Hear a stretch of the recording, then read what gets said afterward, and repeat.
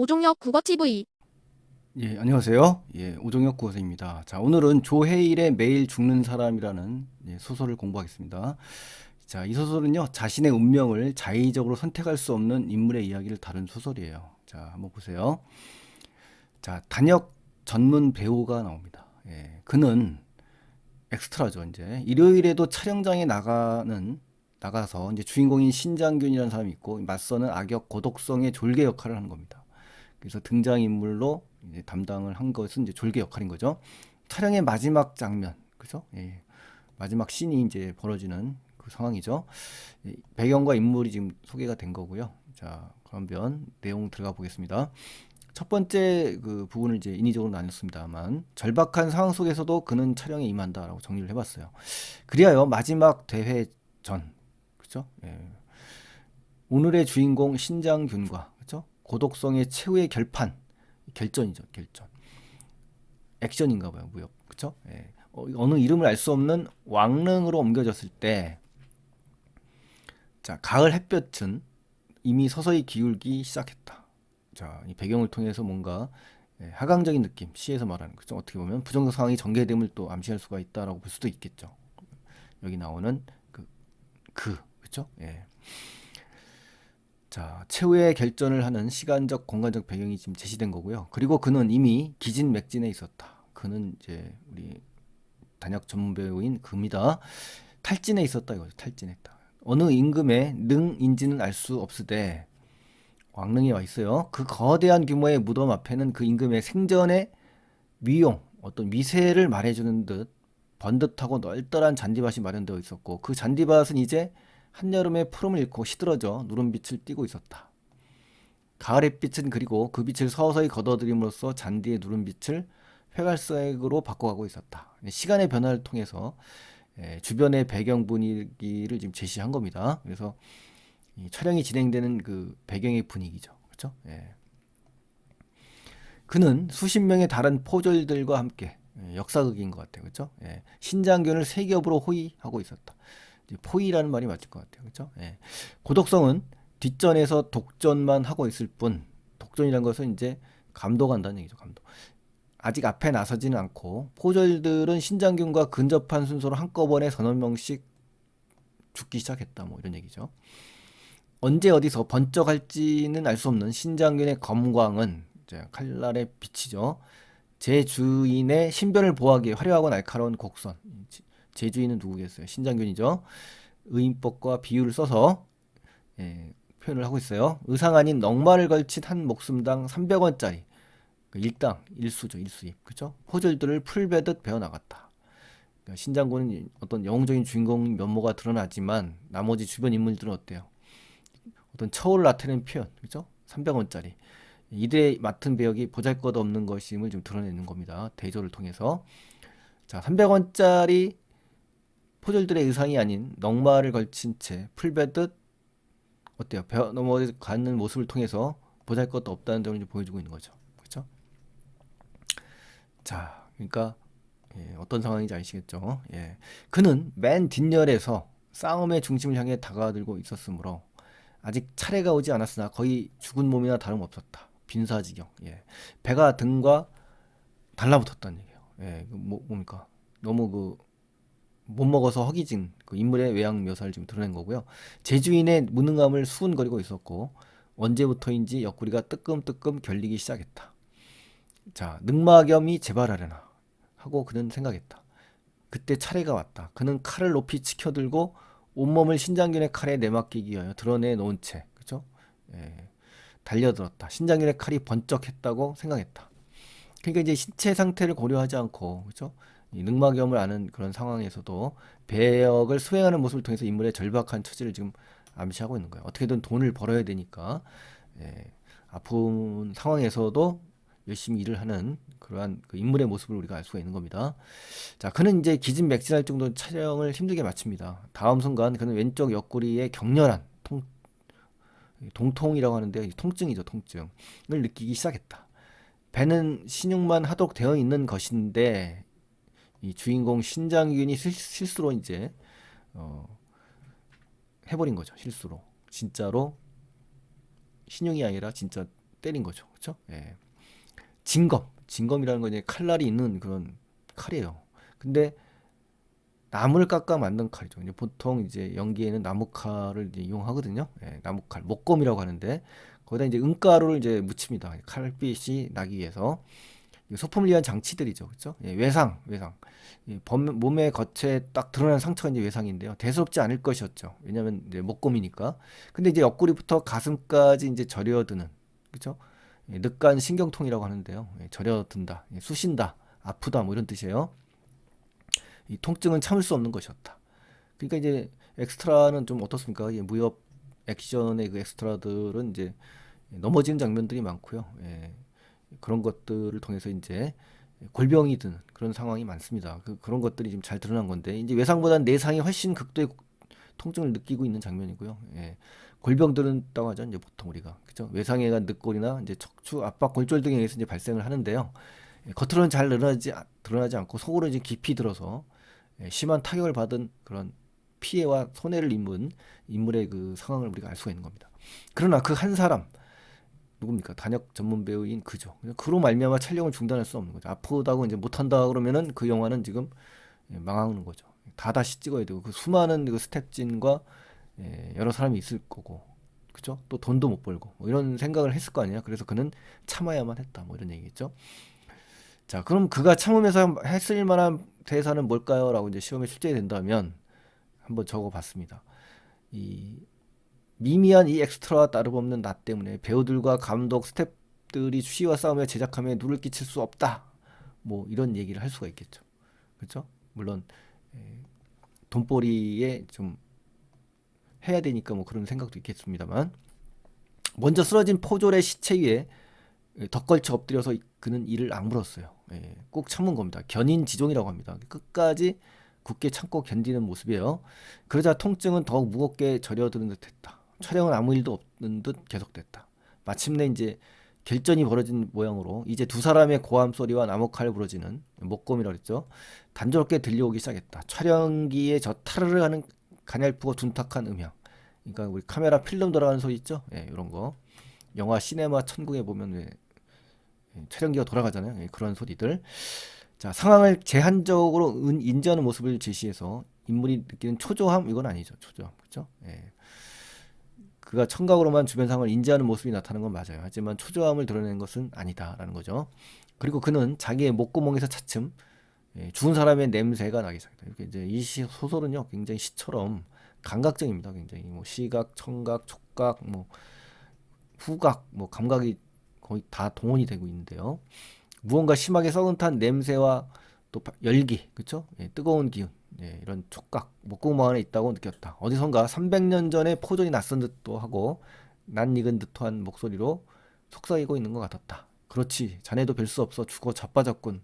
복에 임금도 죽고 말았거든 하고 그는 하마터면 실수할 뻔했습니다. 벌떡 일어날 뻔했다. 그러나 그러지 못했죠. 우선 그의 의식 속에서 아내의 희뿌연 시선이 드러났고요. 그러지 말라고. 그래서 안 된다고 말하고 있을 뿐만 아니라 그는 이미 일어날 기운조차 없는 겁니다. 기진맥진한 거죠. 그래서 영화 촬영 중 벌떡 일어날 뻔한 실수를 하진 않은 두 가지 이유가 지금 제시된 겁니다. 자, 최 씨의 권유로 이제 야간 촬영까지 합니다. 그러면서 돈을 벌며 행운이라고 여기고 있어요. 최 씨가 오늘의 첫 번째 300원을 쥐어주면서 일당입니다. 일당. 그의 창백한 얼굴 한번 힐끔 쳐다보고는 야간 촬영이 갈 수 있냐고 이제 권유하는 장면이 나오고요. 그는 이미 손가락 하나 움직일 수 없을 그런 지경인데도 그렇죠? 기진맥진 무기력 어떤 부상까지 입은 그런 상황인데도 불구하고 따라 나선 겁니다. 라면 한 그릇 사 먹을 겨를도 없이 예, 설상가상인 거죠. 그렇죠? 예, 그리하여 최 씨가 그의 손에 오늘의 두 번째 300원을 쥐어준 것은 밤 11시가 넘은 시간이었다. 주연 배우가 무슨 까닭에서인지 나오지 않았으므로 당시 이제 빵꾸를 냈다고 일컫습니다. 보통이면 밤을 꼬박 세워야 할 일이 일찍 끝나는 거죠. 이제 주연 배우가 지금 빠졌기 때문에 그럼 그에게는 어때요? 운수 좋은 날인 거죠. 그렇죠? 그러나 그때 바로 눈앞에 사물을 판단할 수 없을 정도로 아주 희미한 흐리멍텅한 의식이 있는 겁니다. 어떤 그 정신이 무식의 상태 이런 상태로 지금 와 있는 거죠. 지금도 마찬가지다. 단지 지금 집으로 향하는 버스에 타고 앉아 있는 사실과 이 버스가 아마 막차라는 사실 그리고 몇몇 승객의 피곤한 얼굴과 졸고 앉아있는 차장의 가벼운 모습이 먼 풍경처럼 막막에 비춰들고 있다는 흐릿한 의식밖엔 없었다는 거죠. 인식할 수 있었던 것들 쭉 열거한 겁니다. 자, 의식한 내용을 나열한 거죠. 인물의 피로감을 지금 보여주는 겁니다. 아셨죠? 예. 그리고 자기 주머니는 지금 차장에게 10원을 지불하고, 당시에 버스 요금이 이제 10원이었나 봐요. 그렇죠? 남은 일금 590원. 그죠? 300원 더하기 300원에서 600원인데 이제 10원을 썼으니까, 이 사실은 하늘에서 별을 따왔다는 사람, 꿈과 희망을 이룬 그런 행운하죠. 그 사람과 한번 나란히 서보고 싶을 정도로 대등하게 굉장한 재수라기보다는, 재수, 어떤 횡재, 그렇죠? 이 재물에 대한 운수보다도 행운이라는 점을 자기는 강조하고 싶은 거예요. 자기는 행복하고 운수가 좋았다는 얘기죠. 그렇죠? 재물로 인한 운수보다는 삶의 어떤 행복, 이걸 느낀 거예요. 더 큰 행복을 느꼈다는 얘기죠. 그래서 세 번째에서 이제 맨발의 오른발로 인한 삶의 부정적 인식으로 이제 치닫습니다. 자, 그는 단지 아직 죽지 않은 근육과 뼈의 무게만으로 흐릿한 의식만인 거죠. 그렇게 달리는 버스에 앉아 있었어요. 몇몇 승객이 자기를 바라보고 있는 것 같다고 느꼈으나 그것도 분명치는 않았다. 의식이 가물가물 꺼져가는 듯 느낌이 들었으나 그것 역시 분명치가 않았다. 그 흐릿한 의식의 구체적인 내용이 지금 나온 거고요. 그러한 그의 의식이 선명하게 되살아나기 시작한 것은 버스가 종점에 닿아서 그가 막 오른발로 땅을 내려 디디려는 순간이었다. 바로 이 장면에서 이제 정신이 번쩍 들었다는 얘기입니다. 선뜻했다. 굉장히 동작이 빨리 움직이면서 시원스러운 장면이죠. 그의 오른발은 맨발이었던 거죠. 그러니까 이제 어떻습니까? 차가운, 그쵸? 냉기를 지금 느낀 거예요. 발이 땅에 닿는 순간 냉습한, 차고 습한 어떤 줄기 같은 것이 다리를 통해 전신으로 쭉 끼쳐 올라왔다. 그러니까 근육이 이제 수축되겠죠. 이제 온도 변화가 심하니까. 그래서 냉기가 온몸으로 지금 뻗어 나가는 모습을 지금 비유한 거고요. 맨발로 차가운 땅에 닿는 느낌을 감각적으로 잘 드러냈습니다. 그래서 비교적 심장에서 먼 다리나 발의 체온이 우리 겨울철에 가장 먼저 체온을 떨어뜨립니다. 그래서 신체에 충격을 줍니다. 그래서 여기서 이 발이 땅에 닿는 순간 엄청난 충격이 왔겠죠. 그리고 그것은 머리끝에서 차가운 분열을 일으켰어요. 그러니까 뇌혈관이 갑자기 수축되면서, 그렇죠? 혈액순환에 장애가 오면서 두통이 오는 거거든요. 그런 것을 느끼겠죠. 이제 갑자기 추우면 나타나는 신체 변화 증상을 지금 묘사한 겁니다. 머릿속, 뇌리라고 하죠. 뇌리, 정신이라고 할 수 있고요. 물벼락을 맞은 것 같아요. 그렇죠? 그만큼 차갑다는 얘기겠죠. 자, 선명해졌으나 의식이 이제 또렷해졌겠죠. 그죠? 구두가 어느 사이에 달아나 버렸는지 생각해낼 수가 없었다. 이제 정신이 뚜렷하기 이전에 이미 구두를 분실을 했기 때문이죠. 다만 오른쪽 다리가 갑자기 뻣뻣해지는 것. 자, 다리가 뻣뻣해진다는 얘기는요, 추위에 다리 근육이 경직되는 상황이에요. 그래서 중추신경계가 손상돼서 뇌와 말초신경 근육을 통제하지 못하는 그런 상황이 발생한 거죠. 그렇죠? 지금 그 다리는 차고 습기 낀 냉습한이라는 거예요. 죽음의 외곽, 죽음의 이제 바깥쪽을 딛고 있다는 생각만이 이제 선명했다. 죽음과 가까이 왔다는 얘기죠. 그는 걷기 시작했다. 오른쪽 다리가 경직, 그죠? 뻣뻣해지고 굳어서 뻣뻣해졌다고 그랬죠? 요게 그대로 나온 겁니다. 이 단어가 수축되고 긴장됐다는 말도 씁니다. 그래서 불편했죠. 그래 안간힘을 써서 걸었어요. 의지가 있네요. 그래도 전력 투구를 하고 있어요. 주력을 다해서 안간힘을 쓰는 장면이에요. 골목의 가게들, 상가들은 아직 영업 중이네요. 그렇죠? 그러나 그에게는 그것이 마치 죽은 사람을 전송하기 위한 장의의 불빛처럼 보인 겁니다. 그렇죠? 영업 중에 있는 그 간판불을 마치 죽은 사람의 장의의 불빛처럼 보였다. 그만큼 그는 어떤 생각을 한 겁니까? 죽음을 떠올린 겁니다. 어느 나라에서는 맨발은 바로 입관 직전에 사자를 뜻하던가. 그러니까 맨발은 결국 뭡니까? 죽음의 그 사자와 어떤 매개가 되는 거죠. 그래서 자기가 마치 죽을 수 있는 그런 느낌을 지금 이야기를 하는 겁니다. 그런 생각했다. 하긴 어디 나만 죽은 것이랴. 죽음을 일반화시키면서 스스로 위로하는 말하기를 지금 하는 거거든요. 세상의 모든 사람이 커다란 소멸의 흐름 속에 던져진 채 있다. 인명은 제천이다. 운명론적인 태도라고도 생각을 할 수가 있겠죠. 시간까지도 누구나 매일매일 조금씩 죽어가면서 살고 있다. 삶에 대해서 이제 부정적이고 또 비관적인 태도를 우리가 읽을 수가 있습니다. 그래서 어린 아이들조차 그러하다. 아내 뱃속에 자라고 있을 태아도 이를테면 죽음의 싹이다. 끔찍한 이야기인데요. 예, 태아를 갖다 죽음의 시초라는 표현을 쓰네요. 그렇죠? 그만큼 이 주인공 그는 어때요? 굉장히 부정적이고 삶에 지쳐 있는 그런 상황이라는 걸 알 수가 있습니다. 아내는 죽음을 베고 그것을 키우고 있다. 누구나 매일매일 조금씩 죽어가면서 살고 있다는 구체적 내용을 지금 제시한 겁니다. 자, 네 번째입니다. 또 하나의 발로 인한 삶의 희망을 깨닫습니다. 이제 반전이 오고 있어요. 이제 반전이. 언제부터인가 다시 옆구리가 뜨끔뜨끔, 그렇죠? 굉장히 그 꼬지 핀 것처럼 자꾸 막 찔린 느낌 있죠? 예, 결리기 시작했다. 굉장히 쑤시기 시작했다 이거예요. 늑막염이 재발하려나 하고 막연히 생각하며 그는 구두가 신겨져 있지 않은 발과 신겨져 있는 발을 부자연스럽게 굉장히 어색하고 불편하게 번갈아 움직여 불균형을 하고 있다는 거죠. 걷는 장면이 마치 죽음의 발과 생명의 발, 불균형이죠. 이게 하나씩 가지고 있는 것처럼 어느 나라 전설 속에 있을 법한 굉장히 비현실적이고 어떤 설화적인, 그렇죠? 비현실적인 그런 이상한 그림자처럼 부자연스럽게 번갈아 가는 모습을 부정적으로 비유한 겁니다. 번갈아 걷는 모습. 그러다가 그는 자기의 왼쪽 발에는 아직 구두가 신겨져 있다는 깨달음과 만났다. 여기가 이제 아주 중요합니다. 이 장면서부터 인식의 전환이 옵니다. 그리고 이제 요 장면을 읽다 보니까요, 이상화의 빼앗긴 들에도 봄은 오는가라는 시가 좀 떠올랐어요. 여기서 어떤 시구냐면요. 나는 온몸에 풋내를 띠고 푸른 웃음, 푸른 설움이 어우러진 사이로 다리를 절며 하루를 걷는다라는 장면이 나오거든요. 이 다리를 전다는 장면, 죽음의 발과 생명의 발을 하나씩 가지고 있는 이러한 내용과 맥락상 유사하다는 생각을 했습니다. 시적화자의 어떤 정신적 불균형이 이제 외적으로 표출한 거, 이러한 장면들 상관성이 있죠. 그리고 그는 놀랐어요. 나는 아직 한쪽은 신고 있구나 하는 이 아무렇지도 않을 수 있는 깨달음, 그렇죠? 누가 보거나 이 보통 사람의 생각에는 평범한 그런 사실이잖아요. 근데 이 그에게 있어서의 이 상황은 다릅니다. 깨달음, 모르고 있던 사실을 이제 깨달아서 이제 알아차린 거죠. 각성해서 그를 놀라게 했다는 거, 놀란다는 것에서 굉장히 경탄했다. 뭐 긍정적인 거죠. 그의 마음을 어떤 신선한 감명, 감동을 느끼게 했다라는 겁니다. 전율감이 온 겁니다. 굉장히 감정의 동요가 온 거예요. 나의 또 하나의 발은 아직도 살아있구나. 계속 죽다가 살았다는 말이 나오니까 굉장히 저도 생기가 넘칠 것 같아요. 계속 죽는다 그러다가 산다. 그렇죠? 또 다른 생명력을 이제 발견한 겁니다.